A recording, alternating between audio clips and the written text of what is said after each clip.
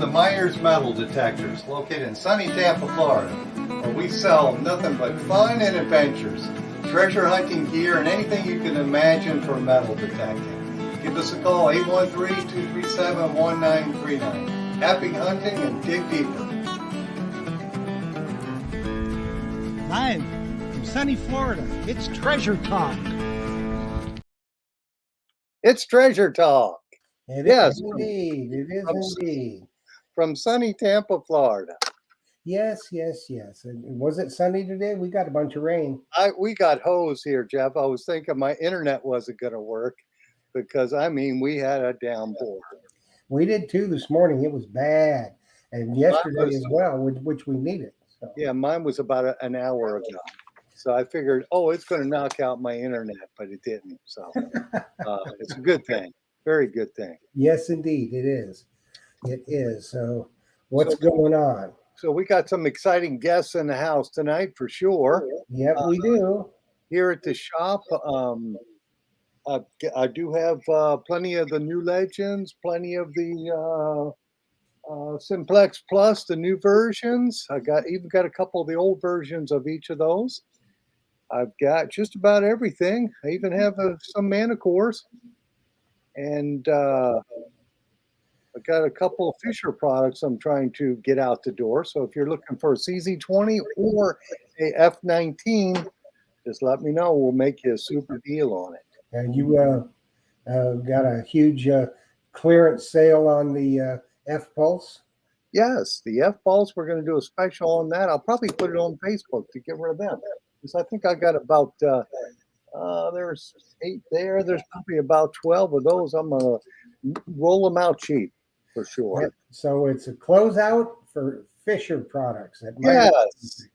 Yes, it is. Because, here in Florida, for some reason, everybody wants a multi-frequency detector, Well, yeah, but you sell all over the country, and they still want a multi-frequency detector. They still want a multi-frequty.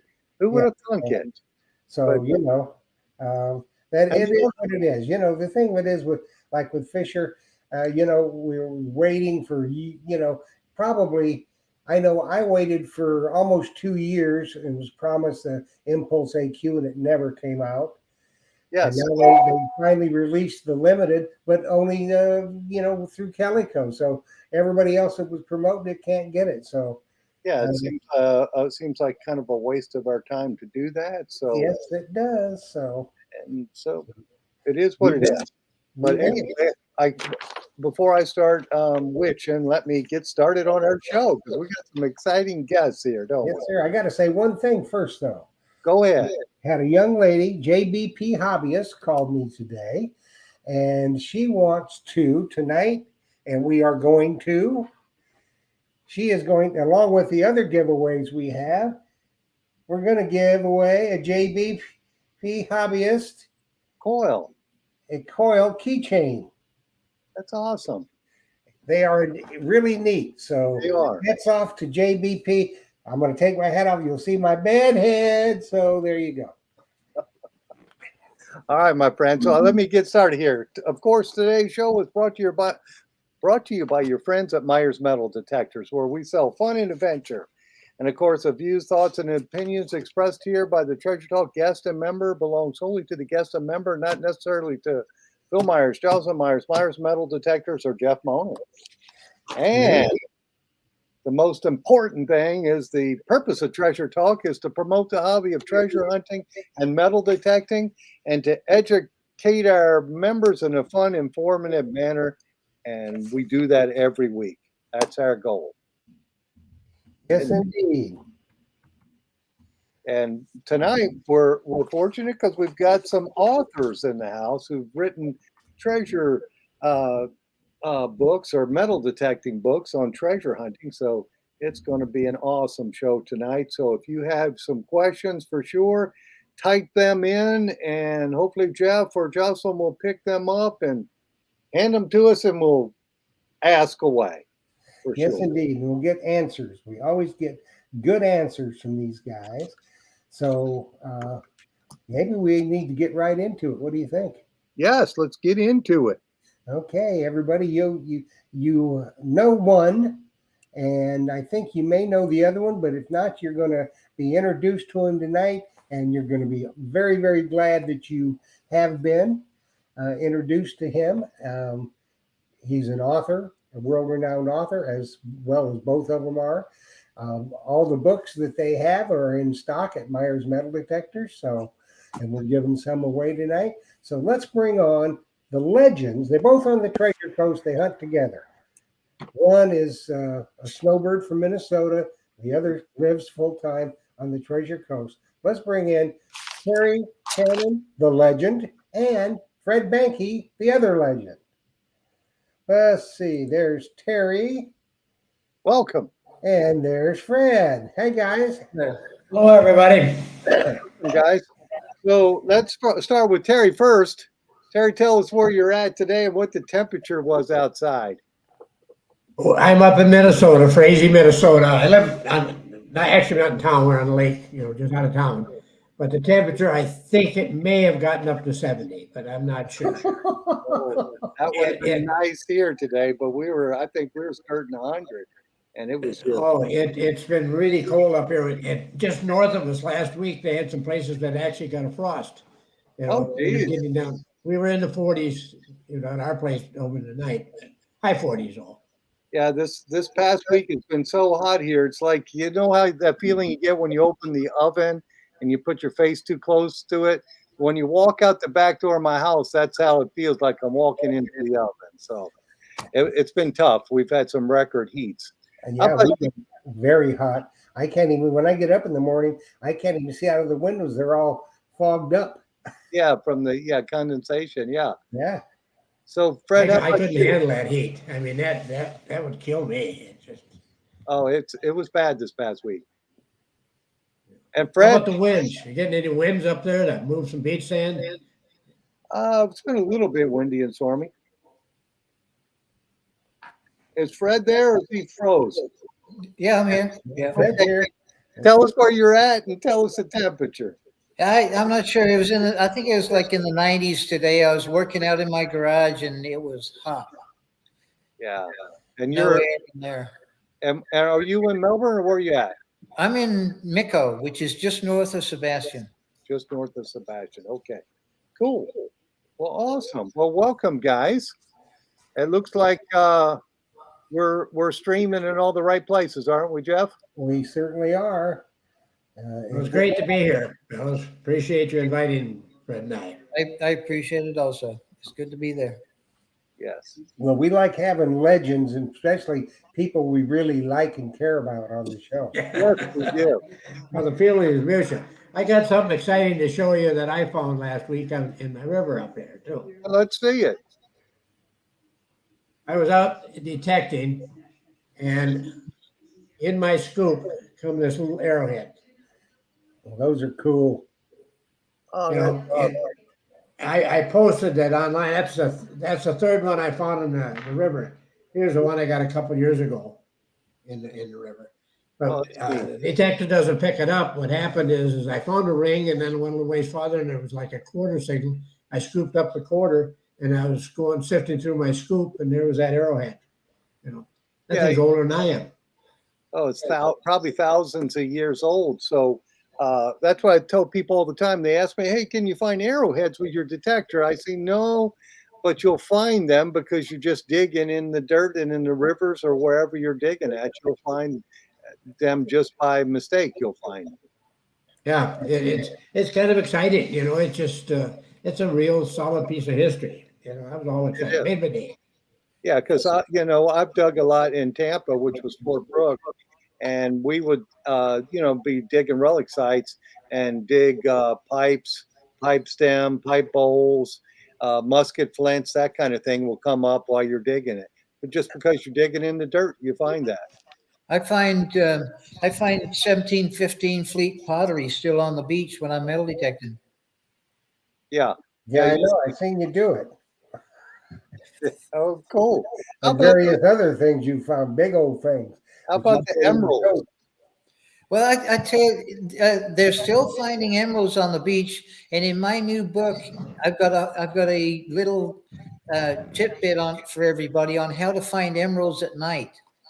it's using a black light and sunglasses, and it tells you all about it in my new book. So you can get out on the beach here on the Treasure Coast at night, and they show up in the dark sand and stuff. So you'll see them. Will they glow, or how does They that? no, they don't glow, but if you just use a black light, then they're just like a dark rock. But if you use a black light and a polarized lens, then they show up as a green stone. Oh, cool! The And whole that's Yeah. in your new book. Yeah, absolutely, yeah. Well, why don't you hold that up so we can see it?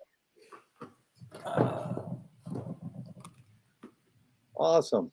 And folks, we'll have that here in the shop hopefully tomorrow. And this is just a part 2 to the original Real Deal book. Which That that's one there, this yeah. one here. We have that. I like this book because it has all the parking areas and it's got color photos in it. And I always love the color photos. Well, my new book also has a chapter on Terry Shannon. Oh, nice. There's a whole chapter on him and his historical finds, and I even talk about his 1,000 rings he's found. So the name of the chapter is Lord of the Rings. So buy the book. I'm in it. Well, we got a question here. Go ahead, from you, Jeff. Fred. It's from Robert Ridgway. He wants, how did you discover that? So what I did was I went down to the Mel Fisher Museum and I purchased a uncut emerald, and I just started. I had the idea of using a black light, and so I got a bucket of sand. I put the emerald in the sand in my garage, turned the lights off, and I ordered a black light flashlight, and I took that out there, and it's really bright, and it just showed up as a dark thing. So I was disappointed. So I thought, well, the next step is, are there any types of glasses I could use that will enhance it and make it work? And finally, I used my Polaroid sunglasses, and it worked. Cool. Well, see, that wouldn't work for Terry because if he's down on the beach, he puts some sunglasses on. They think he's from Hollywood, some big old movie star, and he won't even have time to find no emerald. Well, he'll be too busy signing autographs. That's right. Yeah, signing his books and autographs. So, Fred, I- how many of emeralds have you picked up off the beach? None myself. I haven't had time to get out there since I've been traveling. So since I discovered that and got it in the book, I haven't had a chance to get out there at night and do it. But I'll be out there pretty soon here. Okay, cool. Awesome. So how the Now, conditions?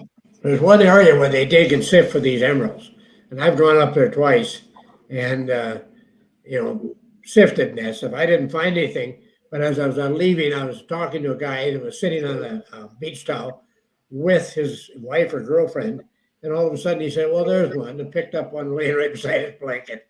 I mean, it's the old Shannon luck. It goes both ways, That happened. Terry, tell them about how you almost found a olive jar neck. There's a Shannon luck. Like I said, it goes both ways. I was out on the beach detecting and gridding off, and here come Fred, and he gets about 10 or 15 feet away from me, and he stops, looks down, and picks up this olive jar neck, and that should be half mine. We belong to a club, a metal detecting club, the Treasure Coast Archaeologist Society. Great club, a lot of good people there. And anyway, we had a speaker in the last meeting that I was there before I went up north, and he said those olive jar necks are selling for about $800. So, and I find a lot of pottery jars. So this is from an olive jar, and you can find a lot of the pottery pieces, but the neck is like that's the holy grail, finding the neck. There's a lot of pieces of pottery, but finding the neck is that's the good one. Yeah, I came home one time a couple of years ago, and there was one laying right on my table. And my wife walks on the beach. I figured, my God, she found an olive jar neck. See, And what it was one of our neighbors found it. He was fishing and wondered what it was and brought it down. And I should have just said it was junk and threw it. I just don't have one. Oh, geez, that's funny. And you see that question, Phil? Oh, yes, this is from Tim Naylor, the Mumbles man. Says, "Hey, Fred, how did you do in Japan?" I had a great time in Japan. It was up in the mountains with monkeys and wild boar and poisonous snakes. But I did find a Japanese coin, and this is from about the 1670s, around that age group right there. So it was a wonderful trip. I found several coins, a little medicine bottle, and it was hard work getting up the mountain. The mountain was so steep that it was difficult going, but I took a metal detector with me and had a great time. Now, did you have family there, or how did you end up going to Japan? I have friend that I used to work with, and they moved back to Japan. This was back in the 80s. Okay. I've been in touch with their daughter, who's a friend of mine, and I got a phone call for my birthday last year, and she said she was going to see mom and dad, and I said, "Well, are you going to take me?" I kind of invited myself, and she said yes. So I went over there, and it's a long trip, but I had a great time. Now they're moving from Japan to about half a mile up the road from where I live. Oh, that's funny. So what detector did you take, Fred? I took the Note to Legend, and it was great because I took the control head off, put it in my backpack, and put the rest of it in my suitcase, and no harm, no foul. It was easy, and it was a good machine to have in the woods there, and it was wet woods and everything. So Terry, you and Fred both have been testing out the Legend. So what I would like to do is I'd like to have you guys comment on that. Terry, you go first, and then you, Fred. Okay. Okay, yeah, I've been very impressed with it. It's a well-built machine, very well built, and it's half the cost of some of these other ones. But our school up here is expanding. You know, their ball fields and that stuff. And last year they went in and ripped out the old track and the football field and that stuff, and piled up all this dirt. You know, and I was in there. I found some large sands. I mean, it was just phenomenal. You know, when I come back now, they've got the fields all built, but there's one field where they've just put the dirt down, and it's just all black. It's probably about 2-3 acres, a great big field. And so I went out there with the detector, and what I do on a place like that is I walk around until I see pottery. You know, when they go through these old houses and that stuff, most of these old houses they burnt down, and you'll see broken pottery in that. And I picked up and I haven't found one of these for a long time, but it's a token, good for 5 cents a trade. These are from 1890 to 1940. You know, I got a couple Indian head pennies and V nickel. V nickel is I think this is dated 1906. You know, so I'm picking up some nice things out there, and you know, I've been impressed with the machine. It's just it's a workhorse. You know, What coil are you using, Terry? I'm using that new one. I think is it the 29 or something like that. Let's see. LT30. Yeah, that's it. Yep, it's the egg-shaped one. I've got the 6-inch coil up in the river where I normally would be up there at this time of year. They just shut it down yesterday as far as the tubing. And the water level has dropped. It's been real dry up here in Minnesota.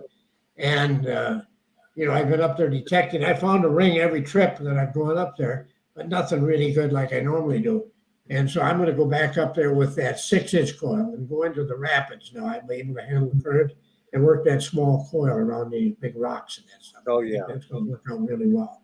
Yeah, that sounds like a plan for that small coil. Absolutely. Yeah. And you, Fred, what coil are you running on yours? I'm the same one as Terry, but I'm looking forward, and I've been using it at the beach, and I used it in Japan. But and it's been a great machine because I like the fact that you don't even have to look what you're doing. You can crank up and down the sensitivity with your thumb and just keep on trucking. But I'm really looking forward to taking the 6-inch coil up to North Dakota where I'm metal detecting the Indian War stuff again. And the nice thing about the 6-inch coil, it fits right in between the rows of wheat. So you're not beating against the rows of wheat when you're swinging the coil. You can you can go along the rows like that. Yeah, and it'll do extremely well. I mean, the stock coil does too, and the heavy iron, but the smaller coil will do even better for sure.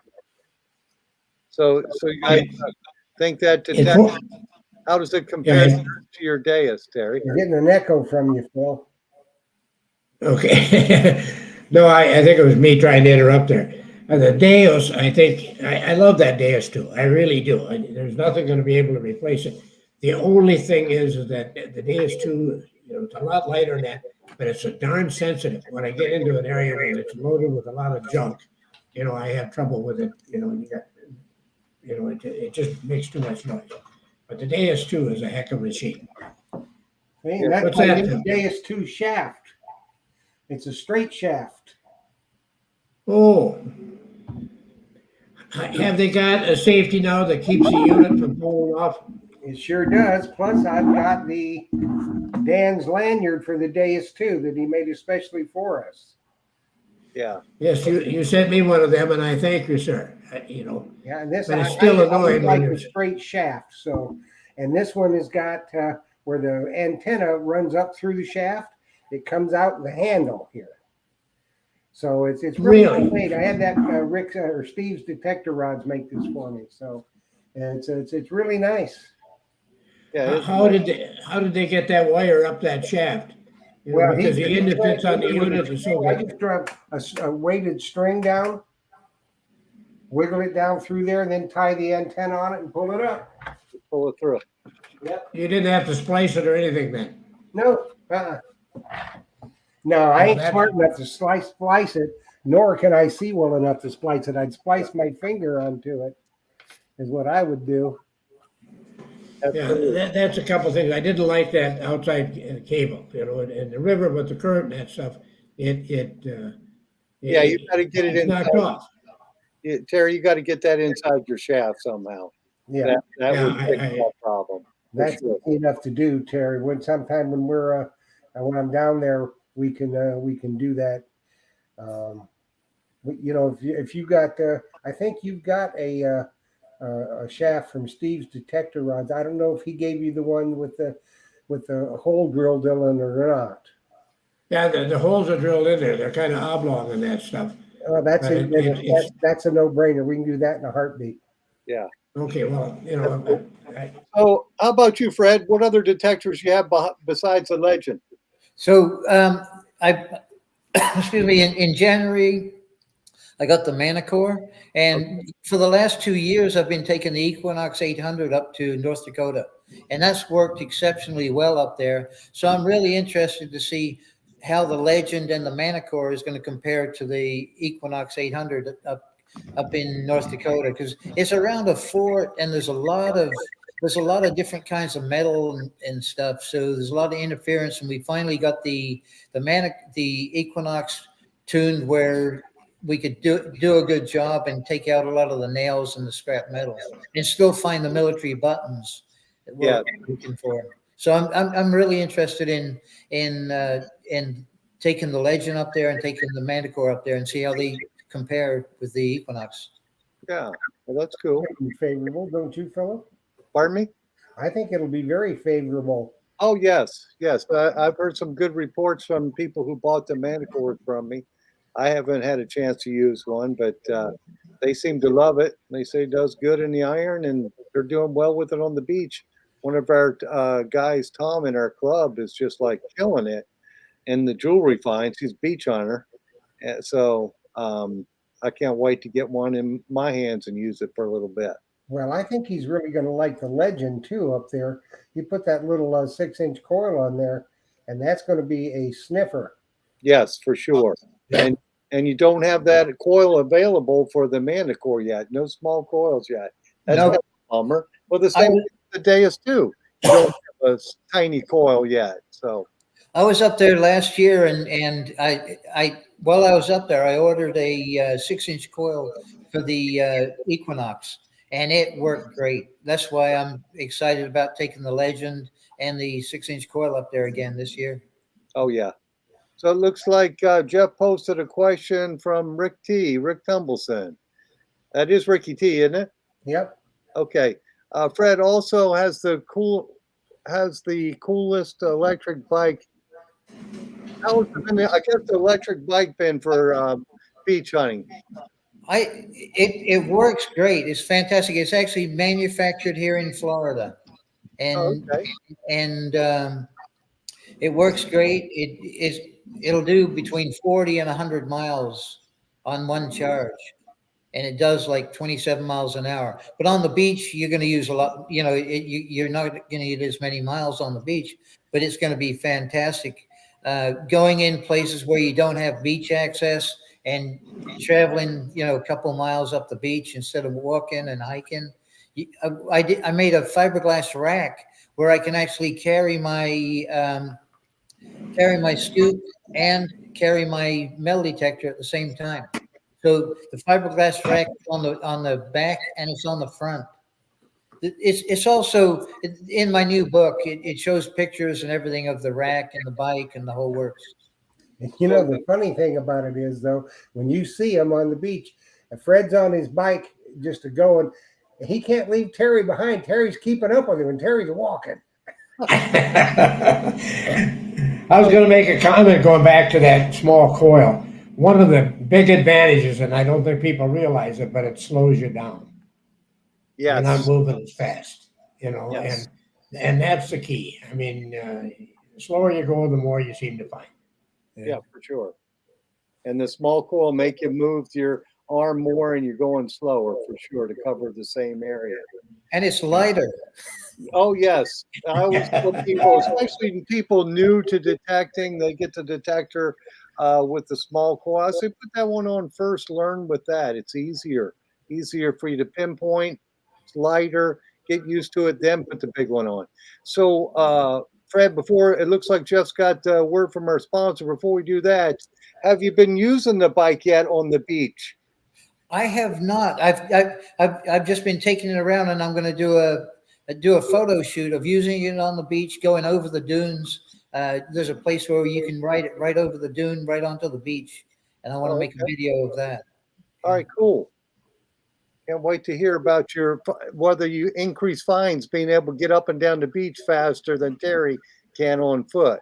Well, I tell you what, he's going to be lucky. He can have that bike flat out. He can have the pedal to the metal, and Terry will still keep up. It looks like Joe Vizzi, Big Poppy, is asking, what is the brand name of the bike? It's a Zota, Zota. Zota. Cool. Yeah. Okay, folks, that's time for a word from our sponsor. So we contracted with a big Hollywood star to do our commercials for us. So here we go. Hey, this is Big Joe. I'm over here at Myers Metal Detectors today, and we have a beautiful collection of books to show you. We have The Real Deal, Metal Detecting the Treasure Coast by Fred Banks. He actually has listed in here all of the parking areas for those of you that are going to go to the East Coast. Then we have the 5 volumes by Guru Terry Shannon. He's wrote 5 fabulous books. Treasure Coast by Terry Shannon, Detecting the Treasure Coast by Terry Shannon, Hunting the Otter Tail by Terry Shannon. This is actually located in Minnesota. That's where he's from. He also has Turf to Surf, Metal Detecting Adventures, excellent read. And then we also have Metal Detecting, A Beginner's Guide by Terry Shannon. And what's really cool about this cover is Terry's got Myers Metal Detector shirt on. Come down to the shop and see us. Have a great Independence Day. And those Hollywood stars. Yeah, he's professional, isn't he? Does he work for you, Phil, or work with you? He does. He sure does. He comes in on Saturday. He's during the week. He's a Italian wine salesman. He sells Italian wines, and He has got his priorities in the right place. Italian wine and metal detecting. My God, you just don't get a smarter man than that. The only thing of it is, he wants to work for Hollywood Scale, and Phil ain't gonna pay him Scale. Well, give him a hug for me. I appreciate I the plug on the appreciate books. That was very nice. appreciate the talk. he does an awesome job, and he's actually going to be filling in with Jeff when I'm at the metal detecting club on the, what did I say that was, Jeff? The 24th? 24th. Yes. He's going to take my spot here so I can go to a metal detecting club meeting because I got to speak at the one over in Largo, which I think you spoke at that one before, Terry. Yeah, I think so. Yep. The Suncoast Research and Recovery Club, which is across the bay. I know you spoke there before. Yeah, I've been there, and I've been to quite a few talks now with clubs and stuff. And they're a lot of fun, and I meet so many neat people. Yes, I've been a member of that club for years, but because we do the live stream on Monday night, they moved their meeting during the pandemic to Monday night. So now I don't get to go anymore. But I'm gonna speak there in the month of July, so I'll be over there again. All righty. So when I speak, can I tell you a quick little story? go right ahead. Go right ahead. Years ago, when I was the sheriff, I got a call from my son. He was about the third grade, and he said, "Dad, where are you?" And I said, "Well, I'm in my office. You just called me." And he said, "Well, you're supposed to be giving a talk at my school today." And I said, "Well, Tim, you didn't say anything." He said, "Yeah, I forgot." And I said, "Well, when am I supposed to be there?" He said, "Right now." It was 10 miles away. I go down there. I had my squad car. I put the red lights on, but not the siren. I go in there and gave the talk. And at the end of the day, and I told Tim, I said, at the end of the day, rather than ride the bus home, why don't you ride with me? I'll take the rest of the day off. And as we drove into my yard, my wife was out in the yard. My son jumped out and hollered at my wife. He said, "Mommy, Mommy, Mommy, Daddy gave the best talk in school today, and he only swore 3 times." So every time I'm in front of a group, I think of my son. Well, I guess we should be happy because we haven't ever heard you swear on our show, have we, Jeff? Nope. We're a family show, and we want to keep it that way. So Yeah, well, I get along with you fellas. I like you guys a lot. So yeah. So we were talking about the dais, and you're using, Terry. You're using both the dais and the legend.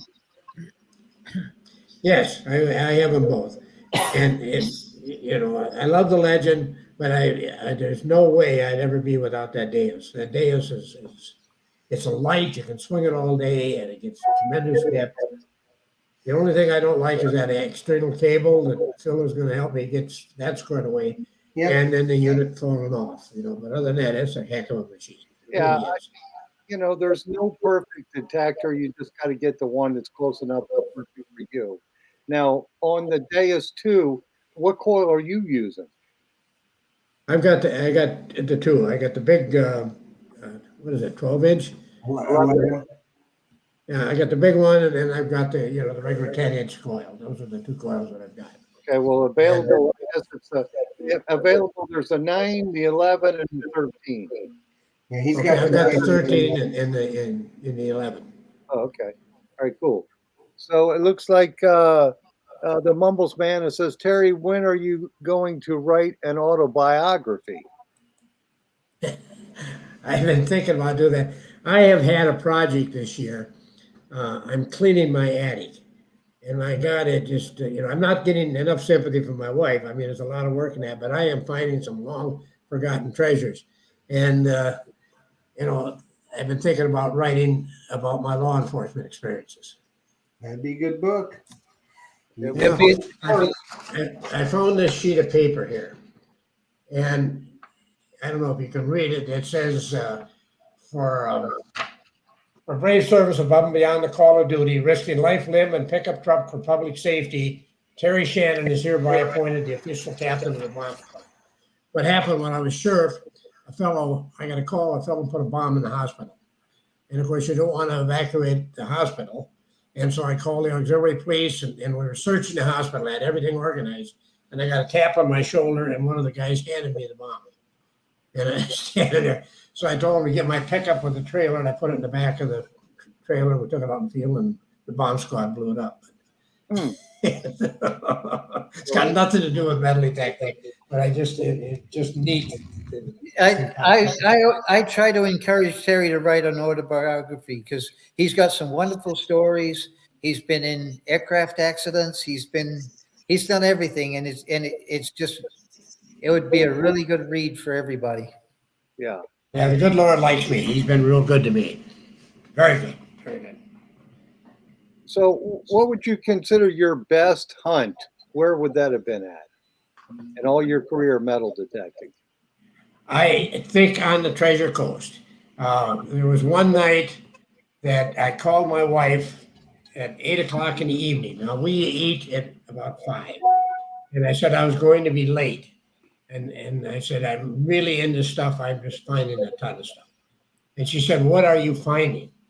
And I said, I don't know. I can't see. It's dark. I'm just digging away. The next day I went down there and we found 5 8 reals, 5 Spanish coins. Oh, nice. For sure. And you just don't do that. This year I was lucky enough for the whole year I got 3. But, Spanish coins, they're few and far between. Yeah. I did get one coin and I'm having it put in a bezel. They say it's the oldest coin ever found on the Treasure Coast. It's a Carlos Juana 2 real, and it's dated. The assayer is a guy by the name of I can't even pronounce his name, but anyway, he only worked from 1544 to 1548. So I'm putting it in the bezel. It's kind of special. So I had the fellow that was going to do it put another one in the bezel for me. It's this one here.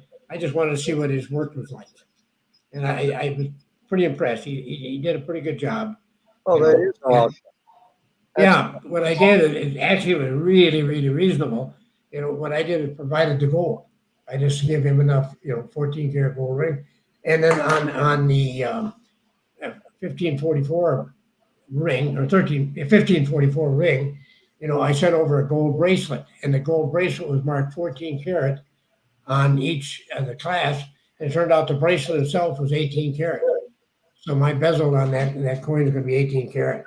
Oh, nice. Yeah. Very nice, for sure. I'm going to look good. My chest will be out a little bit farther than my stomach. Oh, that's good. How about you, Fred? What was your best hunt? Other than the Indian War stuff, I found some fantastic stuff up there. But this was in December here, and this is a religious artifact, and it's made of bronze, and it's really old bronze, and it's got copper in there, tin, and a small amount of silver, which makes it really old. So I'm thinking from like the 1600s, and it's 9 karat gold plated, and it's a religious artifact. And an archaeologist said that it's probably from a travel version of something that was behind an altar in a Catholic church. So it'd be a travel version. And it looks like it's got like a roller on top. So there could have been a parchment, a script on there, or there could have been a painting hanging from it. So you think that was from the 1715 fleet then? No, I think it's before 1715. Okay. Yeah, I think it's way before the 1750s. It's really crude. It's a casting, and it's really crude the way it's been cast. Interesting. That's a cool I know where he found it, and there's old stuff older than 1715 where he found it. Okay, so there's older wrecks there then, huh? Yeah. Okay. Yeah, so you just never know what you're going to find on the Treasure Coast if you're fortunate enough to find something. There's so many shipwrecks all the way up the coast. I mean, everything from. I mean, I know where there's an English shipwreck where there's stuff from Queen Victoria, a seal from Queen Victoria that was found, and that was just south of Fort Pierce. Okay. And what are the conditions like now? Is it all sanded in? Have they pumped new sand in or? Pretty much all the beaches have new sand on them. You can find some areas that aren't sanded, replenished, but most of them are replenished. So Okay, it's not very good. It's not very good right now. right. So you're gonna They, have they to, shouldn't use the word replenish. They really shouldn't. They should use destroy would be Yeah. much better. yeah. So you're gonna wait until conditions change, the sand moves, and Uh, then get on your bike and go up and down the beach looking for the low spots? Absolutely, and I like to go out at super low tide too. There's certain times a year when there's a super low tide when it's way in the minus, almost a foot below normal, and you've got more real estate. And when it's calm, like in July time period, and in a really low tide like that, you can actually get in the trough is showing at the end of the beach, and stuff drops into that trough and gets trapped there, and it's really good. It's good hunting there. Yeah. Well, Fred, in your book too, you show all the shipwreck sites too, don't you? With the I, I, corresponding beach access and all that kind of good stuff. I certainly do, and I also have a map here that it shows all of the it shows all the it shows all of the wrecks and the coordinates, and on this side it shows you the beach access. So it's much like the one in my book too. Yeah. And So, with the book, that's the real deal, right? yeah, And that's why, people, if you were thinking about going to the Treasure Coast, you need to have all these books. You need Fred's book and you need Terry's books because it'll be an invaluable tool. If you just go down there and try to wing it, chances are you're not going to find nothing. But if you do your homework and you read these books and really pay attention, there's a chance you might find something good. Terry's got some really good information on how to find the stuff and the conditions and everything in his book. And Terry's a treasure finder, and I'm a treasure hunter. Thank you, Fred.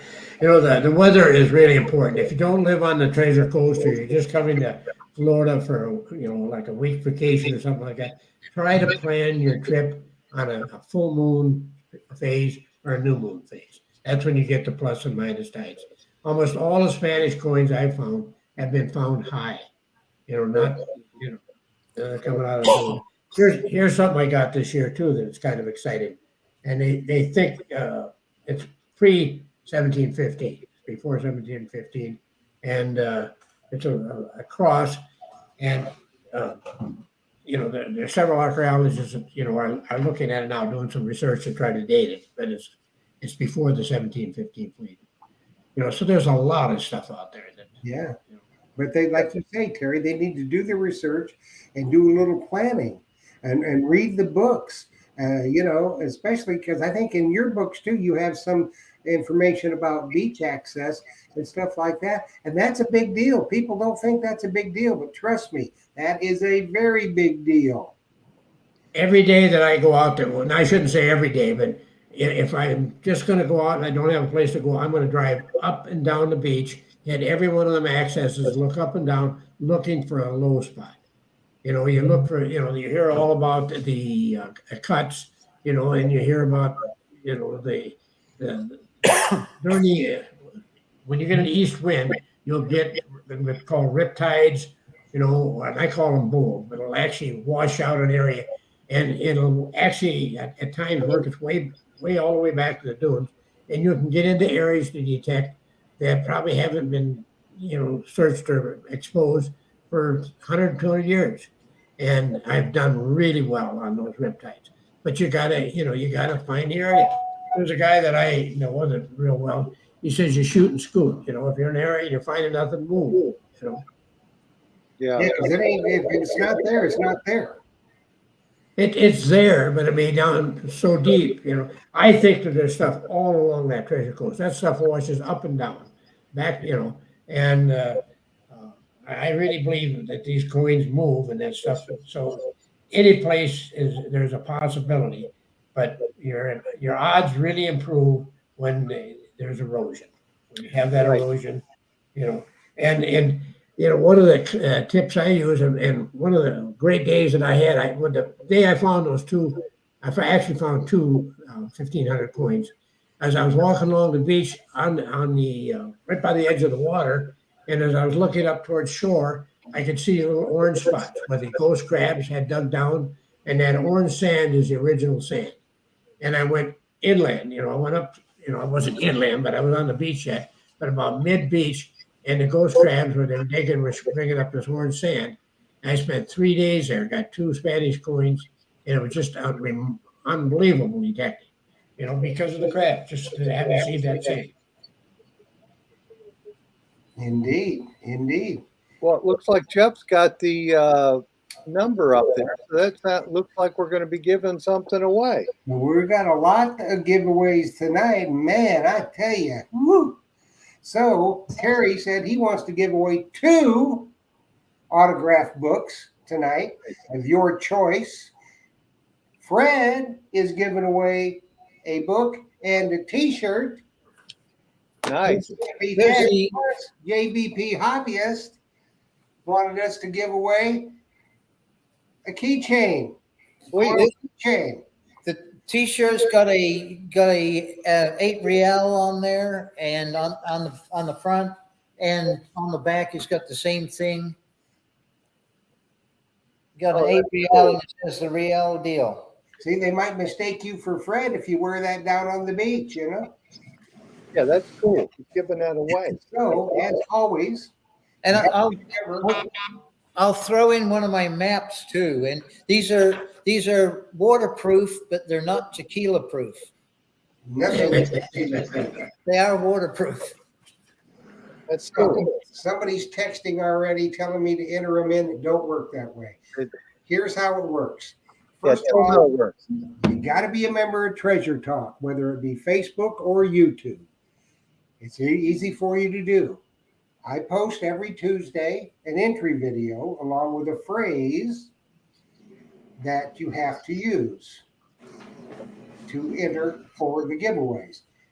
At 6:30 p.m. sharp every Monday night, I tabulate all the entries from Facebook and YouTube. I enter them in my random name picker. I pick out the name and some alternates. Now, please wait. The only time you will text me to my number down there is if your name is called. And you must text me your name and you are here. If you don't put your name in it, you're not going to win. You're going to have 3 minutes to do this. I'm going to call some names. The first name I'm going to call is for, I'm going to call 2 names. They are for Terry Books, Terry's winners. You'll have 3 minutes to text me with your name and you are here. The second 2 names are going to be for Fred's. One's going to get a book and one's going to get a T-shirt. And then I'll do a separate giveaway for the JBP Hobbyist coil keychain. So here we go. You'll have 3 minutes to text me with your name and you are here. For your book of your choice from Terry, it'll be James Fraser and Adele Rutherford. You got 3 minutes to text for one of Terry's books signed by the legend his own self. Now, for Fred's, we're going to have a Frank McGurk and Surfside Dan. You got 3 minutes to text me with your name and you are here. And then we've got Tarnished Charm for the JBP Hobbyist coil keychains. You got 3 minutes, folks. Awesome. Well, we got some winners, hopefully. All right, so getting back to hunting the treasure coast. Did you have a question, John? Oh, I think I could hear it. You couldn't hear it. I couldn't hear the last 2 winners, Jeff. Could you repeat those? Which winners? I guess it was the one for the last 2. Was that JP Hobbyist? All right, just give me 1 second here. All right, that's all right. But I got some feedback here. Darn it. Yeah, you are. We got one of the winners, James Fraser. He's good. So the winners for Fred were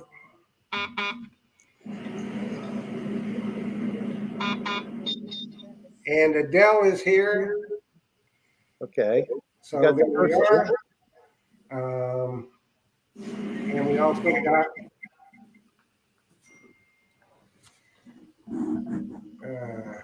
Tarnished Charm, JBP Hobbyist. Now we've got to get, let's see what is for Fred's books was Frank McGurk and Surfside Dan. So Frank and Surfside. Okay. Frank McGurk and Surfside Dan. yeah. Okay, getting back to the talk here. So both you, Terry and Fred, if folks were coming here to hunt the Treasure Coast, you suggest they come on a full moon or no moon. Is that correct? That's correct, yes. You know, just look it up, you get the plus and minus tides.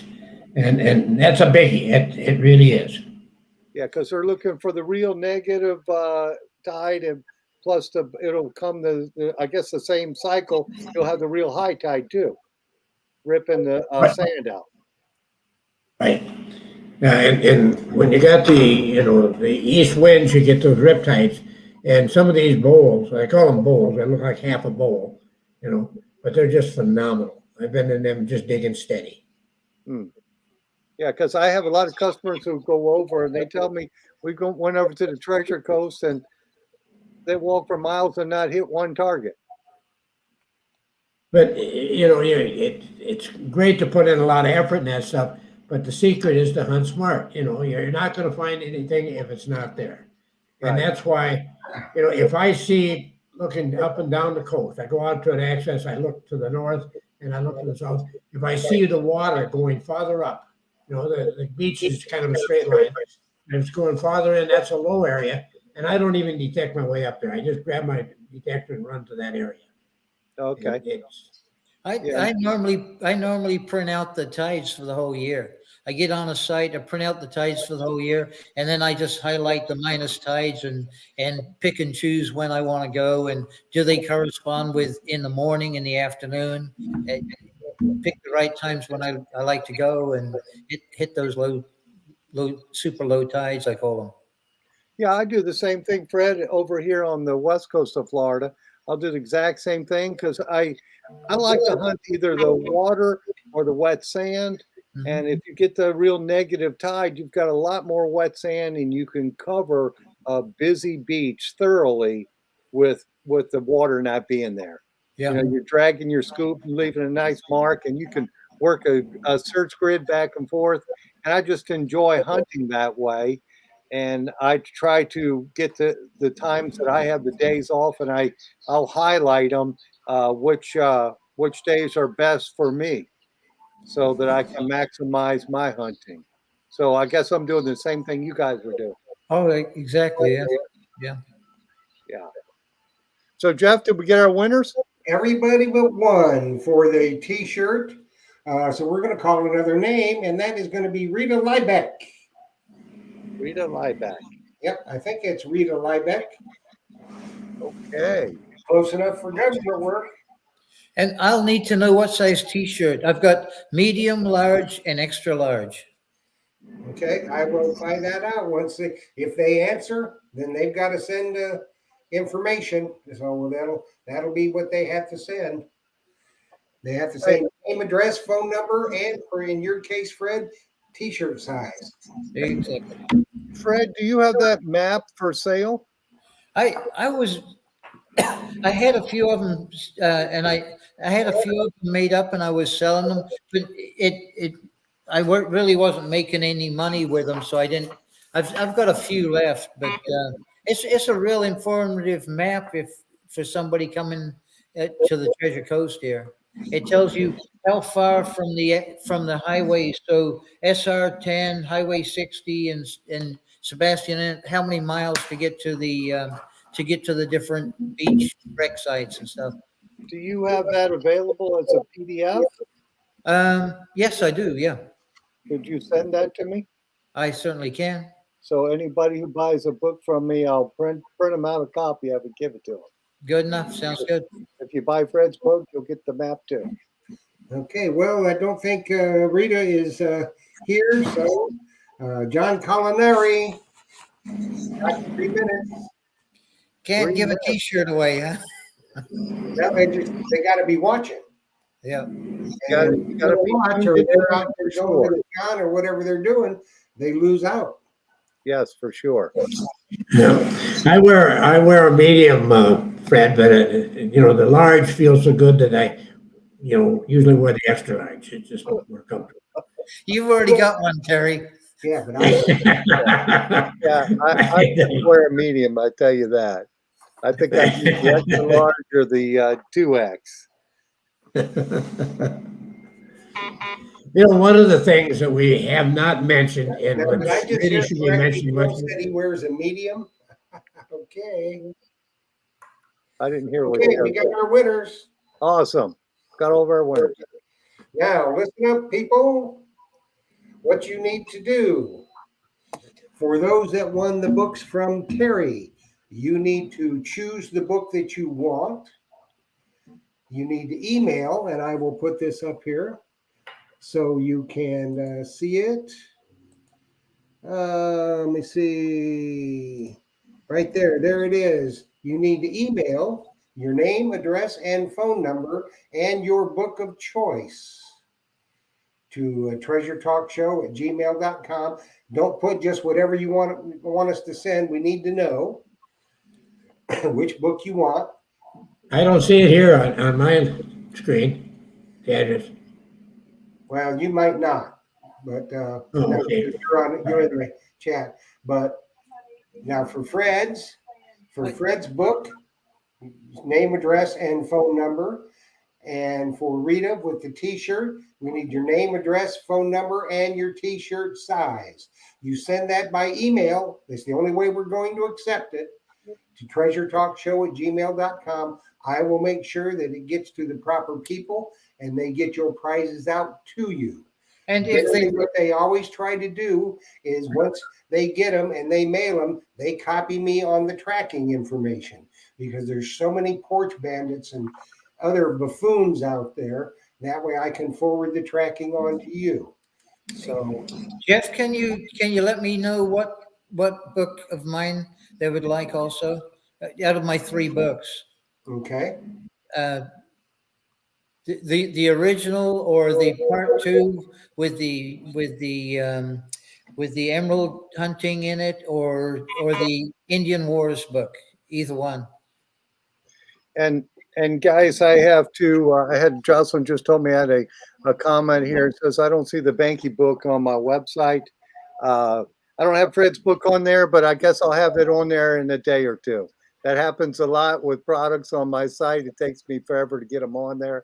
I apologize for that. If you want to get it sooner, you want to get it from me, just give me a call tomorrow at the shop and we'll get it shipped out. 813-237-1939. And I think Jeff's got it all over here. So and we can get that taken care of. You could type that in the feed, Josh. And then Terry, I think we cut you off there. Why don't you continue with what Okay, all I wanted to say is on this metal detecting, it's probably the greatest hobby in the world. But one of the things we never talk about is the health benefits. I mean, that exercise you get out there swinging the beach is priceless. I'm 82 years old, 82, and I'm on no medication whatsoever, and it's because of my metal detector. Well, you're drawing a little wine and rum. I know Irish whiskey. That's kind of, we've been medicated before. Yeah, for sure. Yeah, so the Irish whiskey, that's medicine, and the rum is too, for sure. But that's just to get you to slow down a little, Terry. That ain't never going to happen. Leave some fines for other people. But it looks like that hour is going by quick, Jeff. Yeah, it has. So let's reiterate one time for all the winners, because there are a lot of winners tonight. You must email treasuretalkshow@gmail.com for Fred's and Terry's which book that you want. And if you won the t-shirt, you need your t-shirt size too. Name, address, and phone number. For the JBP Hobbyist keychain, I need your name, address, and phone number as well. Email to treasuretalkshow@gmail.com. You don't send it, you don't get it. Sorry, but that's the way it's got to be. So who's texting me now? So I wanted to say thank you to you guys for being on here with us. and talking about your books and your treasure hunting experiences, because I think we educated our members in a fun, informative manner tonight, for sure. Thanks, guys. And thank you, Jeff. Thank you, Jocelyn. And thank you to all the many members we have on YouTube and Facebook who tune in to hear. And thanks again for donating the prizes too, guys. Really, really appreciate it. It was an honor to be on. Thanks for having us on. You know, that's very honored to be on your show. Thank you so much, both of you. I'm kind of working on another Treasure Tales adventure for next spring. So Awesome. Fred, It's an honor to be on your show. You guys are a couple of great guys, and I'm proud to call you both my friends. You know? Awesome. Same here. Same here. very good. Thanks, guys, for being with us tonight. It's just always a blessing for us. I know that's how we both feel. I know a lot of the people in the chat, they feel that way. Anytime we can be blessed with sharing some time with you both, it just enriches our lives and makes it better. So we want to thank you from the bottom of our hearts. Phil, thank you. Tell Jocelyn we said thank you. I want to thank everybody tonight, all the winners. Make sure you get me your information, name, address, phone number, t-shirt size for those it applies to. And we will see you next week, where we got a really interesting show coming up. And it's going to be with a young man his YouTube channel is Under the Plains, and he is a privy and bottle digger. And I want to tell you what, he has found some really cool stuff. So go check out his YouTube channel. He's going to be with us next week. So hope to see you then. So until that time, happy hunting, everybody. Dig deeper, and thanks for watching. Thank you, guys. Bye, everybody.